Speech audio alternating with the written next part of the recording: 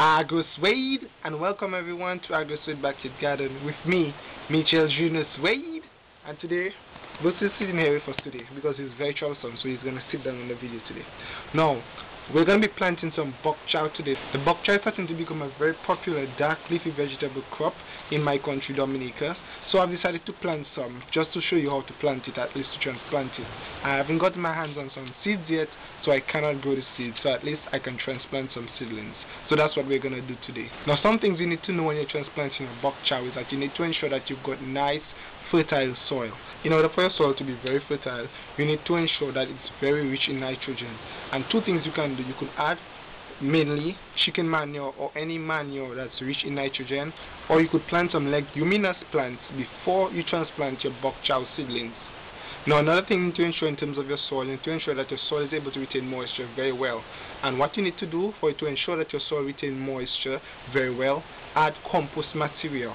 Because the compost material, when it starts to decompose, it actually enriches the soil and add more organic matter to the soil. So therefore, the moisture can be retained better in your soil when you have more compost material.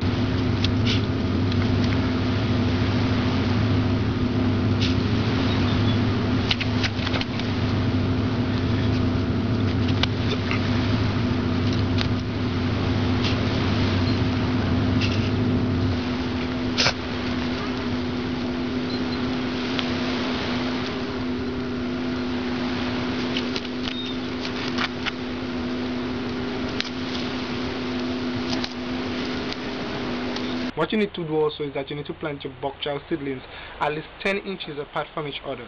Are you bored, boss? You bored? Are you see you yawning? You need to ensure that you plant your bok choy at least 10 inches from each other. Now, in doing that, when you plant them at least 10 inches from each other, what happens is that they will eventually open up and take over the space around them. So that's why you need to plant it at least 10 inches away. Now, I feel to myself that the bok choy is basically a celery, lettuce, and cabbage in one. Now, I'm going to tell you why I think that. Number one, the lettuce. The bok choy, what I've observed is that it's very crunchy and the stalk of the leaves is very moist. Like when you break it, it's crispy and you can see that it's rich in moisture. It have a lot of moisture or water stored in there. So it's almost like a, how would you say that, like a watercress. So that is number one. It's like a lettuce to me. It's very crunchy. The leaves, they're very crispy. Number two, they're like cabbages to me because they open up wide and then they grow tall. Now the cabbages don't really grow tall, but they open up with all the leaves, and the same way the bok choy follow the same pattern where the leaves open up and separate from each other and actually goes upward and not out. But still, as the leaves open, they open like this. So they come up and then they divert to the side. So that's how they're doing. So it's like a cabbage. Thirdly, it's like a celery.